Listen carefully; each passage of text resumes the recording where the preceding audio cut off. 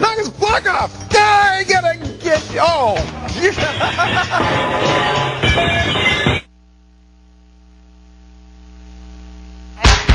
Tonight, enormous HD TV plasma display panels, plus Bertman Roy schools us with his Photoshop skills, and Sarah's having fun with alternative Windows shells. Live from the Tech TV studios in San Francisco, it's me again, it's the Screensavers!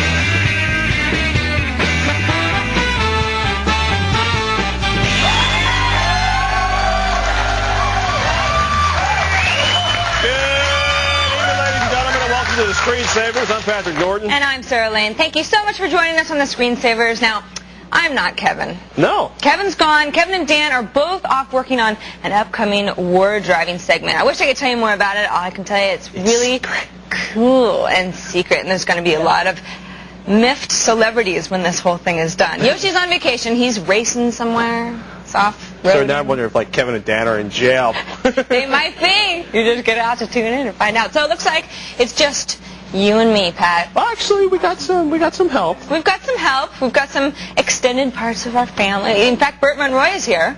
Bert! Yay! I'm here. It's almost like, you know, you're employed by Tech TV. It's starting to feel that way. This Yeah. is like your 41st segment. That's about it. Yeah. You are the Photoshop right? expert. What are you showing us today? Well, today I'm going to explain alpha channels and layer masks. Now, a lot of people want to know what those things do. Today I'm going to show them in 5 minutes. Ooh, Very that's cool. true. I don't really know the difference. I can't wait. I'm going to watch that segment. Good stuff. Plus, our set has been taken over by gigantic plasma monitors. They're really, Robert Heron's really going to give us big. the scoop on whether or not you should be dropping $7 grand on one of these just yet. I'm loving this. It's like I'm at the Asian Art Museum right now. I'm going to try to stay with the show, but I'm into the Buddhas.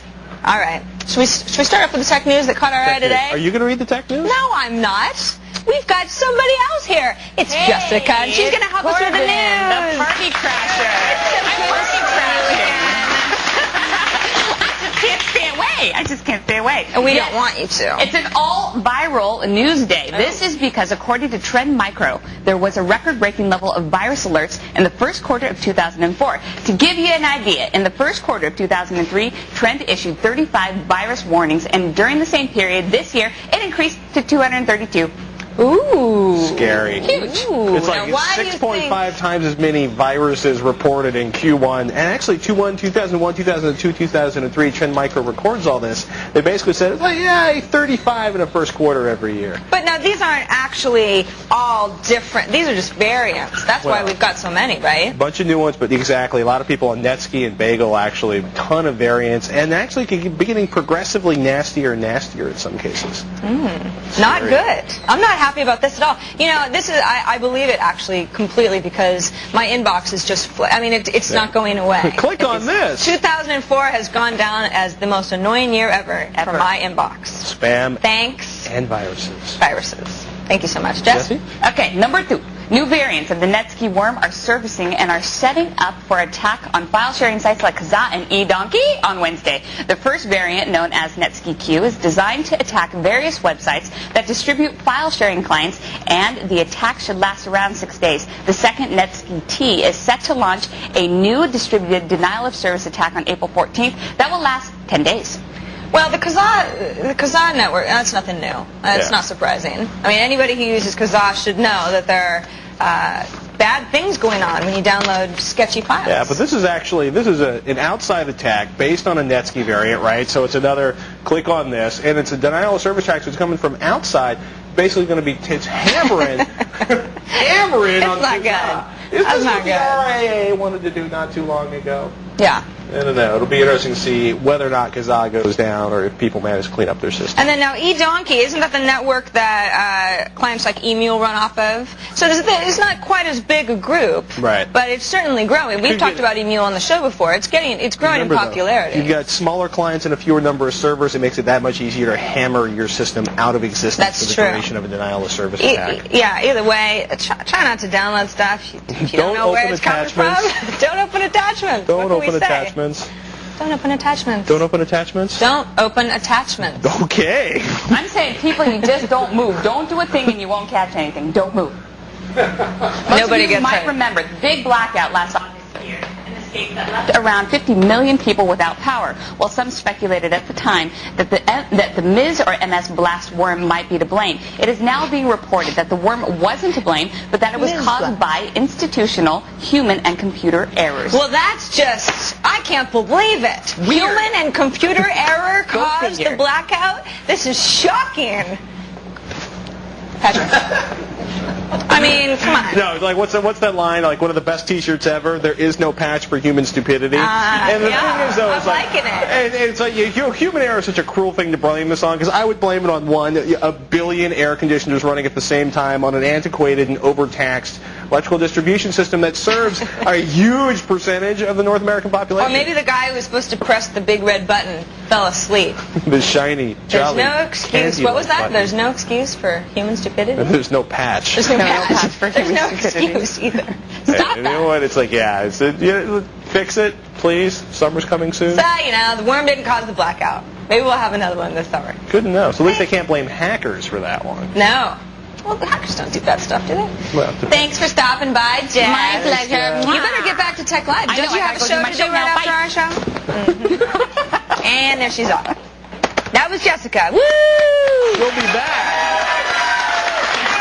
She'll be back to do her Tech Live check-in. And, of course, Tech Live, you can see more Jessica right after the show. love Oh, I'm having- sorry. It's fresh gear for the check-in. I love having her on the show. It's like Esther trying to whoo through the roof. It's like two other people like that. Like, the two girls in the audience are like, yeah. Estrogen is in the house. Hey, before we get to our first caller, I got a special request for our audience. I got a buddy stationed overseas. He's looking for netcam software recommendations and tips for running netcam connections via satellite. The simpler the better, because the folks he wants to talk to you back at home don't have much in the way of tech support in their neighborhoods. So do me a favor, send me ideas for netcam software recommendations to run over a satellite connection. We're talking tiny basically tiny bandwidth going up. Send it to the screensavers at techtv.com. Where is he? I can't talk about that. It's classified. It is? Yes. All the merrier. I bet you have already about 10 responses. Well, do me a favor. I would appreciate this. And Bring 'em on, people baby. overseas would greatly appreciate this. Now, Jack joins on the phone from Athens, Louisiana. Louisiana. Jack, are you out there?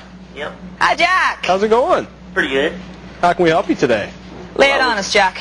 I'm fixing to buy a new notebook, and I was wondering what the best type of processor is for Oh, a this is notebook. good question, because I am looking to buy a notebook, too. Well, it depends. Do you want to buy a desktop replacement, a portable notebook, or a gaming notebook? Well, I want it to be portable and able to play, all my favorite 3D games, too. Well, here's the problem, Are you Jack. using it as your primary computer? Yeah. Okay. So we want to do a lot of stuff. Yeah, here's the problem. If you want to play video games on a notebook, you run into two things. One, you're going to spend a ton of money if you want it to be able to play the latest games like Halo and stuff. Two, you're talking about taking a nice, healthy 6-7 pound notebooks and inflating it to like 9 to 12 pounds. So, do you really need to play 3D video games on your notebook? Not really. I have a desktop, too. I Good just to want hear. the capability. Now your options just got a lot higher. We've just saved you like $1,500, $1,800, and we actually have something you can carry without crying by the end of the day. Because I'll be Well, I honest with you, appreciate it. 12 pounds doesn't sound like a lot. Carry it around through a couple of airports, and you will never, ever carry a notebook that big again. Speak for yourself.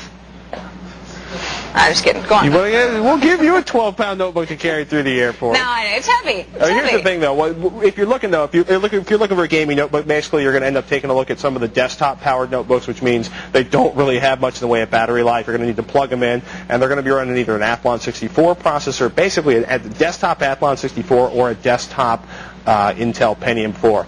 On the regular portable side of things, I definitely say take a look at the Intel's Centrino, which actually isn't a processor. What you want is Intel's Pentium M processor, which is their most portable processor.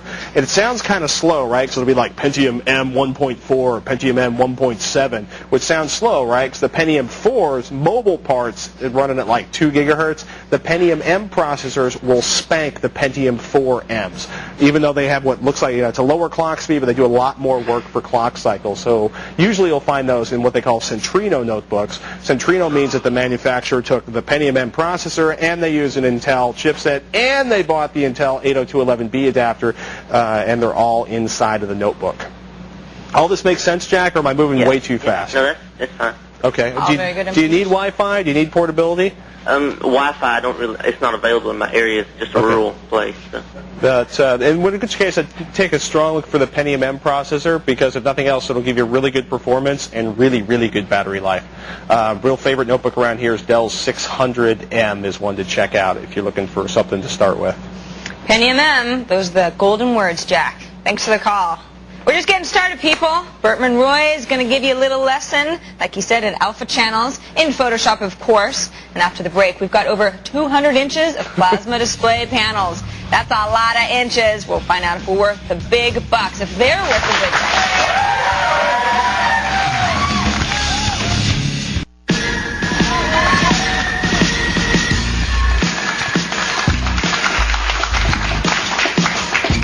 Welcome back to the Screensavers. Everybody loves big flat plasma HD TVs, even though they carry massive price tags.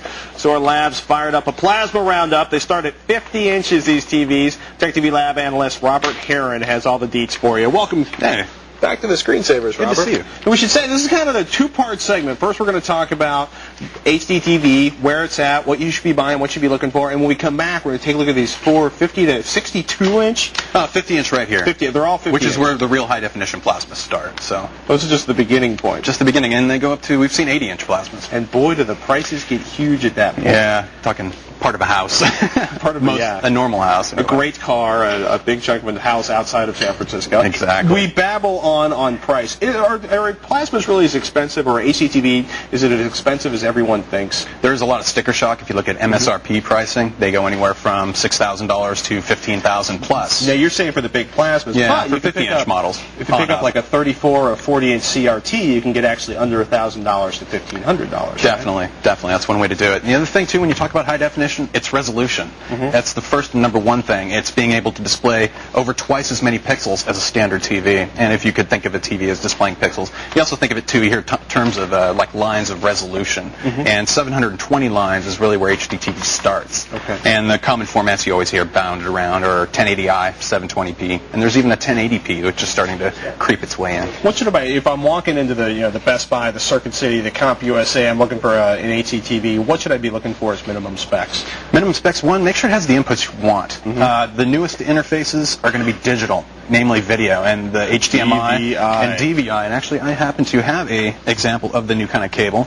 This one actually converts an HDMI signal to a DVI. What's the difference between HDMI, other than the incredibly different, HDMI is the one at this end? This is really what's going to save a lot of people when it comes to hooking stuff up, because you can run not only your pure digital video, high definition video, but it also includes your digital audio, like the DTS or Dolby Digital you'd have off a DVD player. So rather than have multiple connections going to your AV equipment, you have one, which is really nice. It seems like we just barely got used to DVI, and it already seems to be on the outs. It's a subset of HDMI, so you can always get a cable like this one that converts between the two, which is a really nice thing. And getting away from analog connections, too. The analog connections can be done right, and they can look really great, but going digital, it just eliminates a little noise, makes the picture look better, and overall improves quality noticeably. And there's some other great features, like being able to upscale content that isn't high definition resolution, which is critical now. Yeah. What about HDTV content? It seems like sports is the killer application for HDTV. Definitely, especially when you talk about being able to see blades of the grass to the stadium full of people. Having the extra detail really comes in handy. The other nice thing too is just simply the level of detail and the physical format of the display itself. The 16:9 aspect ratio, it gives you that wider, more cinema-like appearance. Unfortunately, a lot of your movies you'll find are done in even a skinnier format called CinemaScope, which is why even on a plasma, likely you'll still see the black bars on the top and the bottom. So we should point out that like HDTV content, whether you're getting it over an analog satellite or an HDTV cable connection, or my favorite's over the air. Provider. Just putting an antenna on with what they call an ATSC tuner allows you just to pull in the broadcasts that are delivered over the air if you're around the antenna. Or how do I find out whether or not I have HDTV broadcasted locally in my area? The universal source for all things related to where it's being broadcast and who's broadcasting is NAB.com, the National Association of Broadcasters. They compile a list listing every city, every location, what channels are active, what they're showing, and the list grows every day. one last question before we go now. You brought some sort of high-definition DVDs that require specific players. What about my existing DVD collection? How are they going to look on an HD TV monitor of this size? The best thing you can do with current HD content, we found, is to invest in a DVD player that does upscaling through a digital connection, and it goes back to having the right connections on the plasma itself. Through component output, what everyone's used to, what you get your 480p output, your progressive scan DVD players, the output through analog. You cannot upscale that legally. You cannot upscale DVD video legally through that connection. But for whatever reason, you can, though, through the digital connection. So if you can properly scale it up to an HD resolution, it almost looks as good as real HD TV broadcast. Under a 40-inch monitor, the regular component output's okay. Over a 40-inch monitor, you want the digital connection, and you want to spend the money on Definitely. And looking toward the future, everything eventually will go digital, just for the ease and the simplicity of it. So, what about the 100 DVDs I already own? No. It's like the newer DVD players include digital output for video, which is they'll do the scaling internally, send it to your display in high def, and it really comes close to matches far better to the physical resolution and the performance of the panel itself. The man knows his stuff. After the break, we'll be back with Robert and get the analyst's pick of the litter from these 4 beautiful 50-inch plasmas. Coming up when the screensavers continue.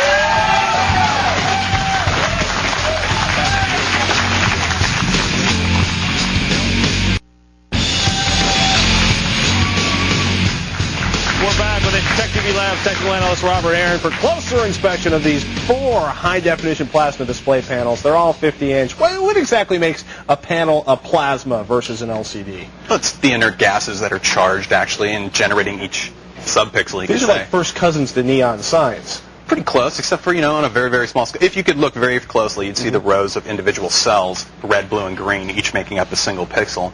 And the closer you can pack them, the tighter you can get. And in these cases, we're looking at 1360 by about 768. Nice resolution. Yeah, it is. It's PC-like, and for home theater PC use, they're some of the most ideal ways to go, short of like a good projection. If you can have the room and space to do that, that's always nice too. That's a good thing. Now, you noticed when you were researching the prices for these, the MSRPs, the manufacturer suggested retail price varies from $59.99 to over $14,000, but they all almost sell for about $6,000 on the street. 50-inch panels, right around. We averaged out the ones you're seeing in front of us are about $6,400 average. So. And you put what? It went to Frugal.com. Frugal and Price Grabber and all the online sources. We didn't really get into warranties or anything. Just the straight price. If we could get it today, how much would we pay?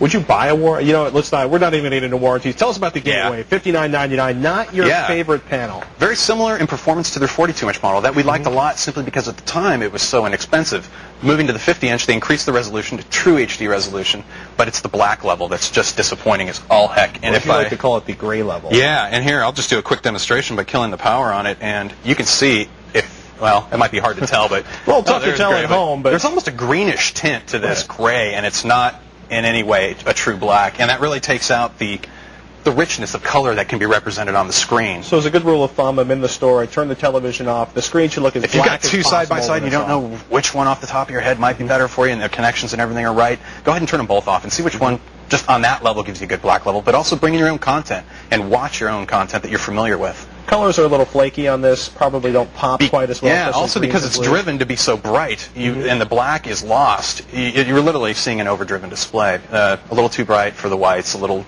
lots of detail in the dark areas. Gateway, not your favorite. What about the Philips? Philips overall is an awesome display for home theater PC use. It is the only one up here that is just equally adept at switching between PC content and regular video content from your DVD players. When you say that, you mean you don't have to go through 4 steps on the remote control to go from, let's say, a DVD player to a PC input on that. And the other thing, too, is the signaling for digital PC output, like a DVI connection out, and what you would have on an upscaling DVD player, even if it's the same physical connection, the signaling itself is a little different. Not every display handles that properly. Philips, on the other hand, just includes the hooks for both types of signaling so that no matter what you plug into it, it just works. Consumer electronics, computer, no problem. The other issue we run into is with PC content, it's very rare to find a plasma that supports a 16:9 resolution, let alone the full resolution of the panel. So you plug it in, you might get 10:7, which as everyone should be aware of, is a 4:3. And big black Either you squish it down to look right, or you stretch it out and it looks distorted. And very few panels allow you to access that full resolution, which is a big mystery. But Philips does it right, and they allow you to. It's fun. One of your favorite panels, however, does not tolerate a computer input is Pioneer. Oh. You can do a VGA input, and it's good up to the full resolution of the display. This one's actually only 1280 by 768, I believe. And the unique things Pioneer's latest plasma panel does is the fact that it's a 72 hertz display. It gets a little tricky, but when you talk about film content, everyone talks about film-based DVDs.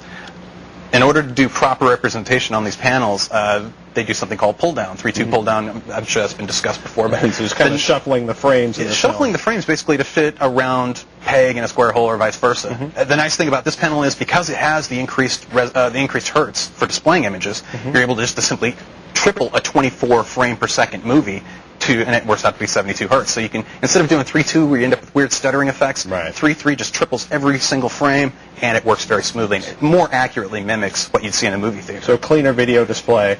Not your favorite thing because of the VGA-only input for a PC. Yeah, if you're a videophile, though, movies are your life, this panel offers an incredible black level in terms of being able to represent literally 1024 steps of gray, which when overlaid on the color just gives you richness in the detail in very dark areas, which is like, for the movies, any movie that has lots of dark scenes in it, it's just suddenly the details just start popping out. But you do need a high-quality DVD player for that. You do, but a good DVD player start at about $200, and it's not, it's not outrageously expensive. Of course, you can. Pioneer's your top pick for video. Definitely for video. LG, is that one of your top picks also? LG. Overall, it's not a bad display. It's definitely the heaviest one up here, and but we don't grade them by weight. Side by side with the Panasonic side by side with Pioneer, it just didn't impress us as much. One, it's a pretty heavy display.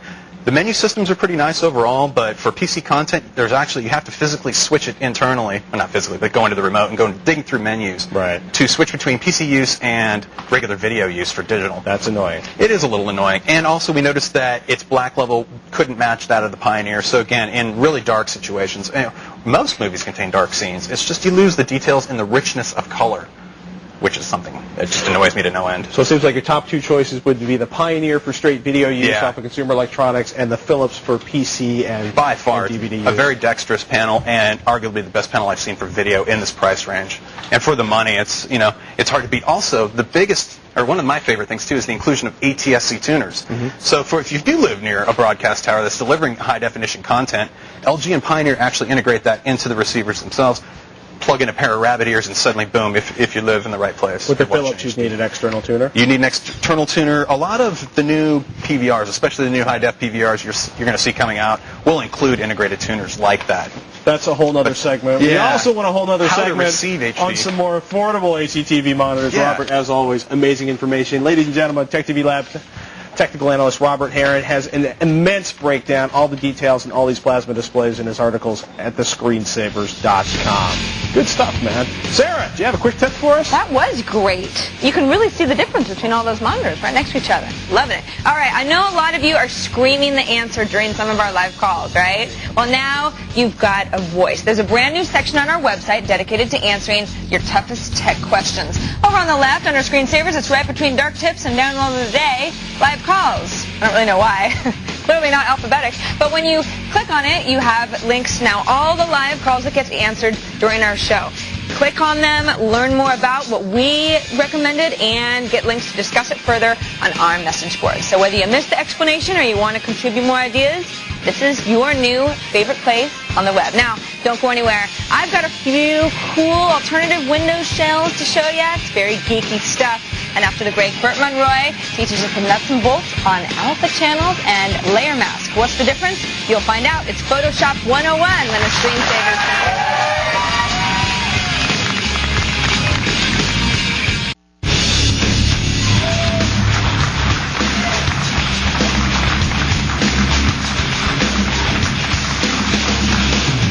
Welcome back to the Screensavers.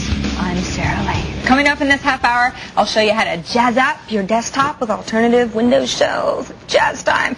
And Bert's here to help us with our next caller who wants a tip-top drawing pad on a thrifty budget. But first, he's going to do what he does best. He's the author, of course, of the praised book, Photoshop Studio. It's a beautiful book. I love this book. Here today to explain alpha channels and layer masks. What's the difference? The one and only Bert Monroy. Great. It's always fun. Always good to have you here. Well, it's a really complicated concept. The alpha channel and the layer mask. And people are always writing me and saying, what's the difference? What are those two? When do I you don't know use the them? difference either. Well, I'm going to try to Very explain confusing. that right now in 5 minutes. Okay. Now, basically, an alpha channel is a mask. Okay. But it's kind of like this kind of a mask. It's a stencil, right? So when you use this, you put this against something and then you spray. And this is the art right in here where it's sprayed. The mask itself is what's around it's the useless. art. Yeah, it's not part of the art. The same thing with the alpha channel. It's not part of the file. It's stored with the file, but it's not part of what you see. It's something you create something through. Okay. Now, to explain that whole concept, right here, when we select something just like that, you know that when you start to paint, it's only going to happen inside that area. Only right? in your selection. Because you're segregating that area from everything else. Now, if I go in there and save this selection, it turns it into what's called an alpha channel, which right there it appears. Let's go look at the alpha channel. Now, you see the area that's selected? It's white. That's the hole in the stencil, like the one we saw a second ago. The black area is protecting the art. Okay. But there are 256 levels in here. So we got from black to white and all the grays in between. That's, what, 254 more grays? 254 more, right. So I'm going back to my RGB, and what I'm going to do with this guy is I'm going to go in here and I'm going to feather it to soften up the edges, right? And then save it again. Save selection. Let's go look at that alpha channel. Grays. That's what makes a big difference from a traditional stencil is you have grays in there. And so you combine the two. You combine the two. Now, what happens here is, like, let's say we have a white. That's where everything's going to happen. Black, nothing's going to happen. But the gray, let's say we got a 50% gray, 50% of an effect. Any effect. You've got a paste through, you got a colorization, you got filters. If you do them through an alpha channel, they'll happen gradually through the grays that you create. Love it. So let's go do something here. Let's do it. I got this little ray gun here. A little guy holding a ray gun, right? So I'm going to create a layer. And I'm going to get my lasso tool, and it's got a nice little feather, and I'm going to just select an area right through here, go way out here, and just do that, right? Okay. I got that yellow, and I'm in my layer. I'm going to go ahead and fill that selection with that. It's like a pollen gun. Yeah, it's just shooting a bunch of yellow. But we want to do something. We want to have something happen to this ray as it gets away from the guy, right? Yeah. So I'm going to create a channel. Now, right now it's black because nothing was selected, so it's complete, right? We're starting from scratch. I'm going to create a gradient in here, and I'm going to go from black to white, just like that. Okay. Now, on the left side, that's the farthest part of the ray. That's where things are going to happen 100% because it's white. On the right side, that's where nothing's going to happen. Nothing's going to happen. But the grays in between would mean it'll be a gradual transition. So when I go back to the RGB and I load that, we can see that it's showing my marching ants from the 50% gray to the white. Okay. So now I can say, give it a filter. Let's go in here, distort, and we'll say ripple. And we've got large ripples, a whole bunch of them. Click OK. Ooh, see what's happening? neato. All the way on the left. So we've got 100% effect and very little effect. Gradually getting less and less as it goes through the grays. That's cool. We'll colorize it. Okay, we'll say colorize, bring it into the reds, and bring that saturation up. Click. See, it's going gradual through the grays. I can even do an invert. I'm doing an invert. I'm inverting it. Again, it's doing it through the grays. So on the left, it's happening 100%. On the right, not at all. And then gradually through those grays. That was so easy. It is very easy. Now, what about layer masking? Now, layer masks use the same principle for a different end result. Okay. They also have white and black and grays in between. But in a layer, where the layer is white or where the layer mask is white, you're going to see the contents of the layer. Where the layer mask is black, you won't see it. So it's just flip-flops. Exactly. And then, but it's not exposing it to a filter. You can't put a filter through a layer mask. But again, the grays, 50% gray, you'll see the layer 50%. So I'm going to do something here to this bike. I got this layer here. Let's go see. Who drew that? Well, there's the, let's start with that. There's the bike. There's only 4 of these in the world, by the way. It's a prototype. It's an electric motorcycle. Yeah? But what I did is with my pen tool, I went in there and I traced it and created this little layer here. You did that by hand? By hand, yeah. Just followed it. You got to know how to use the path. Such a show-off, Bert. So, now, you notice I concentrated on the left, because what I want to do is those effects you see in car ads where the car is like jumping out of the drawing board. Yeah. So that's what I want to do here. So, since this is a separate layer, I'm going to go in here and say Layer, Add Layer Mask, Reveal All. Now, you see the layer mask? It's white. That means we're seeing all of it. We're seeing all of it. So if I take my gradient tool again, and I'm working in the layer mask, and I just apply a little tiny gradient right through here, just like that, we see that the left side of my layer mask, and look at the little layer mask right up there. Yeah. You see that we have a gradient in there, so it's disappearing and showing me my little thing way at the end there, my little graph. So it's just how much of each image, right, really. I'm just going to give it a little more. See, I'm just giving it a little more, hiding more, and so on. And it does look like those commercials. A nice it jumps right out of the comic strip. So this one is using the white to show the layer and black to hide the layer, and the grays, again, based on a level of gray. Bert, you're a genius. Oh, I didn't come up with this. I just know how to use it. No, you're a genius. You're a genius. All right, thank you great. so much. Now, your website is bertmonroy.com. Obviously, you can get a lot of information there. Plus, Bert's got new tutorials on CD available at lynda.com. That's Lynda. Photorealism with Bert Monroy. Yeah. Yep. Anything new coming up? Oh, there's always something new coming up. There's always something new. You're going to come up with something crazy at the end of the... And of course, Photoshop Studio with Bert Monroy. Like I said at the beginning of the segment, it's a really beautiful book. I can't say enough about you, Bert. Shucks. And you know, it's almost your 3rd anniversary on this show. That's right. I remember I gave you a cake almost this time last year. That's right. Perhaps we should do it again. Well, Everybody likes cake. Yeah, everybody got some. The whole audience, everybody. If you missed a step, Bert, of course, has all the details, his tutorials at thescreensavers.com. You can do some of his past ones, too. Now, stay where you are. George has ringed us up. George has ringed us up wanting the inside scoop on drawing pad deals. I don't know what that means. I hope you do. It's sure nice we have Bert, though, because he's going to answer. And after the break, want your windows to look like this? Good news. I've got a free download that'll do it for you. It's next on the Screensavers.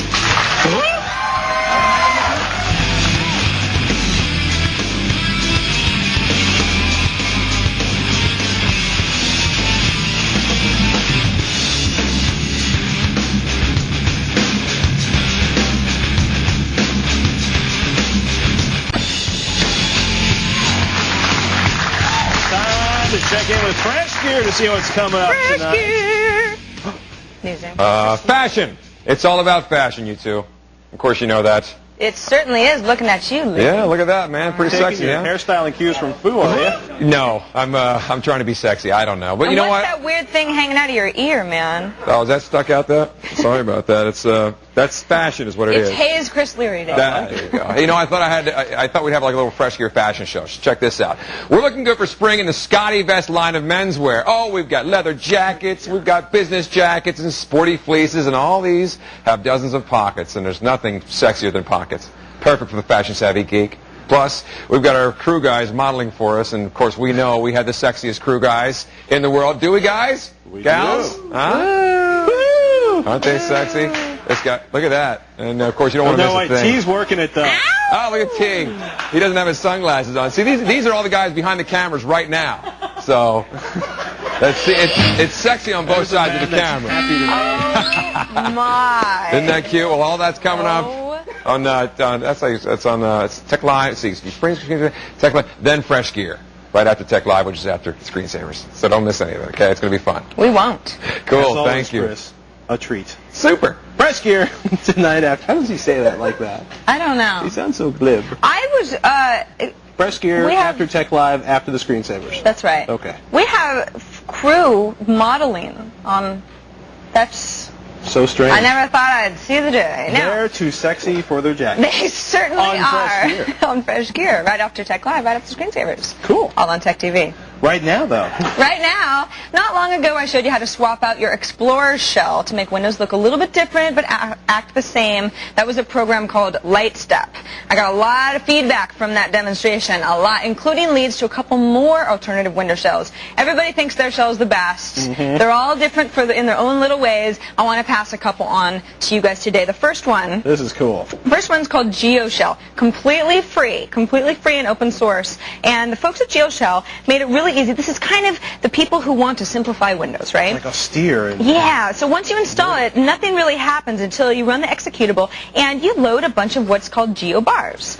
They're completely customizable and movable. As you can see, they have some elements of transparency. You can set all of that. And of course, when I press the Start button, you see this is very familiar. Looks like the Start menu in Windows. It's fast. It's very fast. In fact, if you look at the Task Manager here, you'll see, there's my GeoShell. shell, executable, that's running at about half of what the Windows shell would be. Cool. So you're actually, which is the Windows shell obviously is Explorer.exe in your So it's not task like manager. some big ugly thing sitting on top of the Windows shell. It's not. It's actually replacing it with, lighter stuff. Now, I like that. Yeah, it's great, and it has some pretty cool features. If I just open up some, a couple sites here, one of the geo bars that I like a lot allows you to cascade your windows differently. So let's just say I wanted them vertically.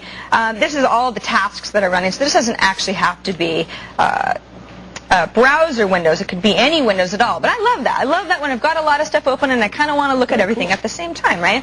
Now let's go. I'm going to have to quickly log off. And I want to show you something called Aston. That is another shell that I love. Now, while we're waiting for that to go on, GeoShell, you're only looking at what's the bare bones. I really didn't do a lot of customization on that. GeoShell.com has a great message board area, user groups. They have a lot of, Is it question? free? It's totally free. I like it's that. completely free, yeah. In fact, Whoa. I went onto there. Things have changed a little bit. Moving on. This is Aston. Now, this is the Aston XP skin. So it looks a lot like the XP that we know and love, right? But if you well, shoot, I kind of wish I had the other one open because it's a little bit cooler looking. This one's pretty easy to skin. You want to swap the skin out? Yeah, let's do that. Now, darn it, if I forget where my skin was. Do you remember what we did? That's the problem when you shift to a new skin. It is. Settings. Settings. Master for Aston. Master. Where do you see there it is. that? Desktop settings, color and fonts, wallpaper? No, that's not. No, this would be different. Anyway, This darn is it. one of my demos. It kind of is. Shoot! Theme Wizard. That's what I want. No, it isn't. Anyway, okay, you know what? Well, we don't have too much time to go through all this, but this is a theme. Again, let's go to our task manager just to prove it. Aston is not the Explorer shell. It's a different shell. Again, it takes about half the power to run, and it's going to look a lot like what you know and love about Windows. Again, alternative shells don't actually replace what you like about Windows. It just makes things look different. It's like you're putting a different dress on. The same body. But it still feels familiar. But it still feels familiar. You can customize them, though. You can get pretty weird with how you set them. Completely. I'm using a skin that someone else made. It's very easy to swap in and out. Unfortunately, I didn't look at this long enough to know where the Aston keeps the skin. Other skins in this particular skin, so my bad. So we know you can find it. It's actually hard when you change skins because you're looking at a different application. Things are stored in different places. That's right. A lot of different stuff going on. How much is Aston? Aston is about $30, but it's free to try indefinitely. So it's kind of like, well, whatever you're into, right? Really quick, I know we don't have time, but if we look at... we're looking for Desktop X. Desktop X is something that you featured a couple of weeks ago. Since Pat's segment, they have put together a screensaver skin for Desktop X, which is really cool. So if you want your computer to look like our home, now you can do it. That's free, too. I have links to all of these puppies, GeoShell, Aston, Desktop X. They're all in the Download of the Day article at thescreensavers.com. And people seem to gravitate toward one, so let me know which one you like the best. Cool. I'm also inviting all tweakers to send me their best themes. I'm going to pick my favorite and use it and feature it on an upcoming show. Awesome. It's not a contest. It's just a fun little exercise for all of us. Make pretty stuff. Good stuff, Sarah. Thanks. Ladies and gentlemen, after the break, Mert's with us to help our next caller get the goods on the less expensive side of a drawing pad. It's coming up after these messages.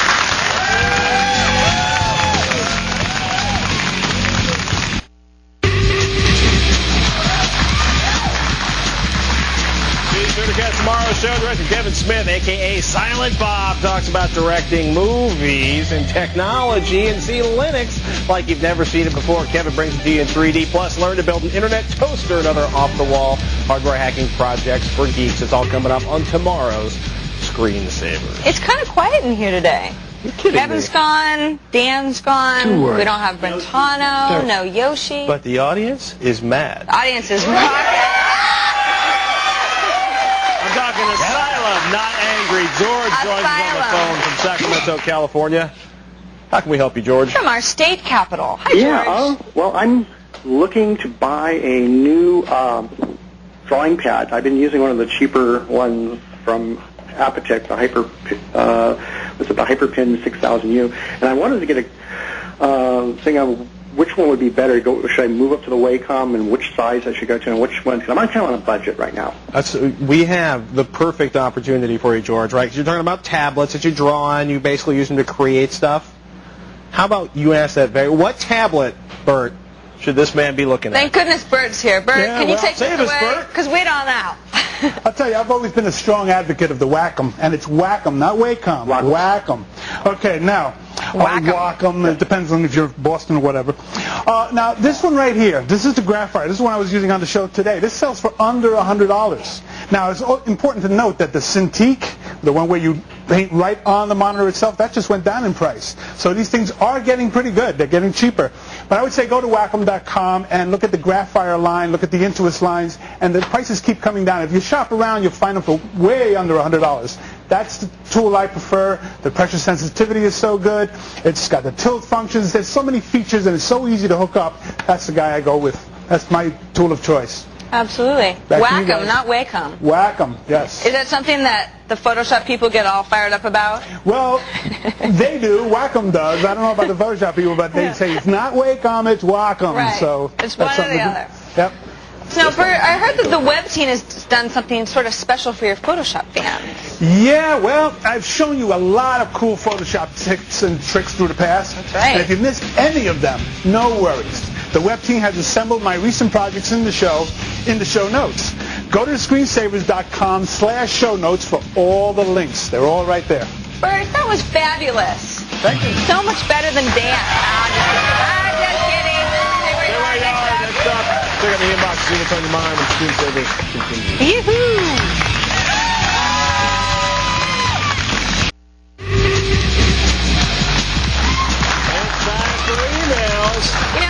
To get cozy and sit next to you on the stairs today. Oh. I know. What's the point? What's the point of putting distance between two caring coworkers? Paul stole your seat. Oh. Okay. I don't know what that sounded. Yeah. I got you on the chair. Sergeant Okay. swallow his tongue. It was like very Al Pacino. Mike wants to know, I'm trying to find an AMD Athlon XP dual processor motherboard. I'm having trouble finding some. Is there anywhere you could recommend me looking? Technically, there isn't an Athlon XP dual processor motherboard. They're all Athlon MP processor motherboards. Darn it. What you can do is see if anybody's reviewed an Athlon MP processor motherboard and try dropping in a pair of XP processors. Some of them work, some of them don't. Generally speaking, if you get lucky, you can make the Athlon XP processors run on the Athlon MP motherboards, but no guarantees. You're going to have to do some research. Where would you go for price comparisons online for something like that? Pricewatch.com. Pricewatch? Pricewatch.com. Pricewatch.com. Pricewatch.com. Did you already say that before I asked you? No. Okay. I just like, it's just my absolute favorite way to find computer parts. Pricewatch.com. Say it with us. Craig says, how well do these awesome plasma TVs you guys showed a couple blocks back work at high altitude? Aaron, are you specifically 6,500 feet. It's probably in Colorado or no something. camera on them? Do you have a microphone on? I do. Plasma displays above 6,000-7,000 feet. Do they explode? That's the rumor. They don't explode, but they might cease to function, and that is kind of one of those iffy areas. 6,000 feet and above, it's check and see what the model recommends. They vary from plasma to plasma, so some models will have no trouble going all the way up to, say, almost 10,000 feet, but some may cease to function at, say, 6,500. And wow. It's kind of it's one of those iffy things. I had one friend who said he had a buddy who moved all his plasmas to Colorado, and all three ceased to stop functioning when he got there. But after talking with the dealer, they were able to replace them with the high-altitude model. So definitely check the model numbers, check the specs, and try to get some background before you spend that kind of money. And buy from a really good dealer. I had no idea that would happen. Well, it's tough to live at high altitude. Too bad for the mountain folks. Sorry. We have time for another question. Thin air and dead plasma. Terrible. Watch out for Colorado. Andre says, what's the lowdown on the lifespan of PDP displays? I've heard after about 4,000 hours they start to fade. Is this true? That's another good question. Aaron, we're going to hit you up for that one, too. Do they last? 4,000 hours for a plasma display? How many years is that? Well, it's 196 You should know that, Robert. I should know that. The biggest damaging things I see happening with plasmas are people leaving a static image on the screen, and that can be every one of the displays we have behind me. They're all kind of bad when it comes to burn-in. You got to be really careful about leaving that fixed image on there. If you have a game console and you leave it on and there's that static image on there, you come back in a couple hours and that may be permanently stuck on there as like a ghosted image. Ooh. All of these displays do include tools and functions to go ahead and help clean that up. Love you, Robert. You're welcome. We got to go, folks. That's it for this edition of the Screensavers. I'm Patrick Norton. And I'm Sarah Lane. Thanks for joining us. We'd like to thank our guests, Bert Monroy and Robert Heron, of course. See you next time. Have a great night. Bye.